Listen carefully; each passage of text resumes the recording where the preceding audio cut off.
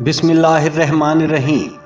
ناظرین کرام، جب سے انسان نے مختلف جانوروں پر قابو پایا تو اس وقت گھوڑے کو تیز ترین سواری کہا جاتا تھا اور ایک طویل عرصے تک گھوڑے کو ہی تیز ترین سواری سمجھا گیا، مگر دور جدید میں موٹر سائیکلوں اور گاڑیوں کو تیز ترین سواری تصور کیا جاتا ہے، یا پھر سائنس نے وہ ترقی کی کہ بلٹ ٹرین، ہوائی جہاز اور راکٹ جیسی ایجادات نے ہر سواری کو پیچھے چھوڑ کر فاصلوں کو منٹوں تک محدود کر دیا۔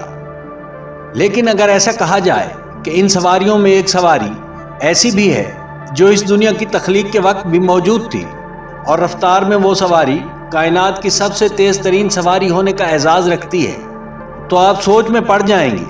دراصل یہ کوئی جانور یا جدید دور کی موٹر وہیکل نہیں، بلکہ روشنی سے بنی وہ مخلوق ہے جسے براق کہا جاتا ہے۔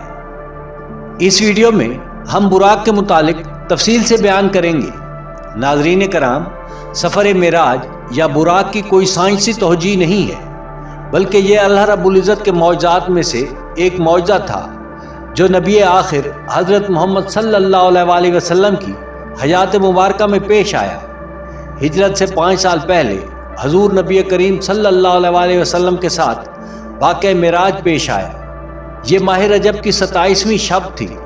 یہ رات کا وہ پہر تھا کہ جب اہل مکہ اپنے اپنے گھروں میں آرام کی نیند سو رہے تھے، جبکہ حضور نبی کریم دعوت و تبلیغ اور اہل دنیا کی دنیا و آخرت کی فکر میں مصروف تھے۔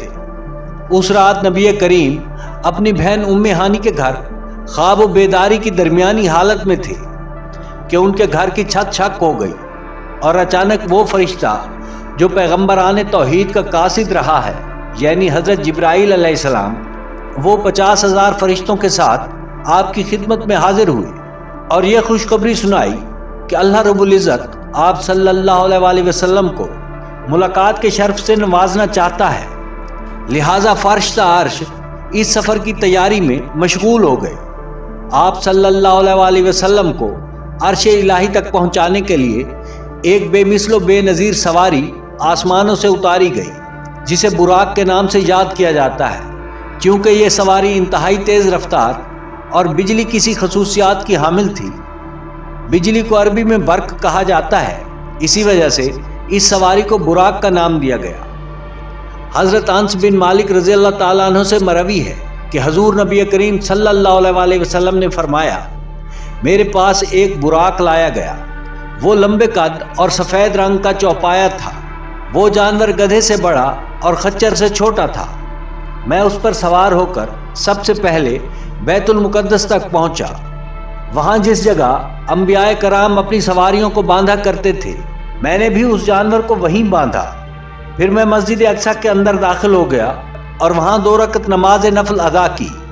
جناب جبرائیل وہاں میرے پاس ایک برتن میں شراب جبکہ دوسرے برتن میں دودھ لے کر آئے۔ میں نے جبرائیل سے دودھ کو لے لیا۔ یہ دیکھ کر جبرائیل نے کہا کہ یا رسول اللہ، آپ نے فطرت کو اختیار کیا۔ پھر مجھے آسمان پر لے جایا گیا، جہاں جبرائیل نے آسمان کا دروازہ کھٹکھٹایا۔ دوسری طرف سے پوچھا گیا کون ہو، تو فرشتوں نے بتایا کہ جبرائیل۔ پھر دریافت کیا گیا کہ تمہارے ساتھ کون ہے، تو بتایا گیا کہ محمد بن عبداللہ۔ پھر ہمارے لیے آسمان کا دروازہ کھول دیا گیا۔ ناظرین کرام، ترمذی شریف کی ایک حدیث کے مطابق جب جبرائیل علیہ السلام براق کو لے کر آئے تو براق نبی کریم کو دیکھ کر رقص کرنے لگا تھا۔ اس روایت میں حضرت انس بن مالک رضی اللہ تعالیٰ عنہ بیان کرتے ہیں کہ نبی کریم صلی اللہ علیہ وسلم کی بارگاہ اقدس میں معراج کی رات کو براق لایا گیا تھا، جس پر زین کسی ہوئی تھی اور براق کے منہ میں لگام ڈالی ہوئی تھی۔ نبی کریم صلی اللہ علیہ وسلم کی سواری بننے کی خوشی میں براق رقص کرنے لگا، جس کی وجہ سے آپ صلی اللہ علیہ وسلم کا اس پر سوار ہونا مشکل ہو گیا۔ اس موقع پر حضرت جبرائیل نے براق سے کہا کہ کیا تو نبی آخر کے ساتھ اس طرح پیش آئے گا؟ حالانکہ آج تک تجھ پر کوئی ایسا انسان سوار نہیں ہوا جو اللہ تعالیٰ کی بارگاہ میں حضور نبی کریم جتنا معزز و مکرم ہو۔ یہ سن کر براق شرمندہ ہو گیا اور آرام سے کھڑا ہو گیا۔ بعض علماء کرام نے لکھا کہ براق کا جسم گھوڑے یا خچر کی مانند تھا، جبکہ اس کا سر اور چہرہ انسانوں کی طرح تھا، اور اسی طرح اس کے 2 بڑے بڑے پر تھے جس کے سہارے وہ اڑتا تھا۔ اسی طرح ایک اور روایت کے مطابق براق بروز قیامت حضور نبی کریم صلی اللہ علیہ وسلم کی سواری ہوگا۔ ناظرین کرام، آپ کو یہ ویڈیو کیسی لگی کمنٹ میں ضرور بتائیے گا۔ چینل کو سبسکرائب کیجیے گا۔ ویڈیو دیکھنے کا شکریہ۔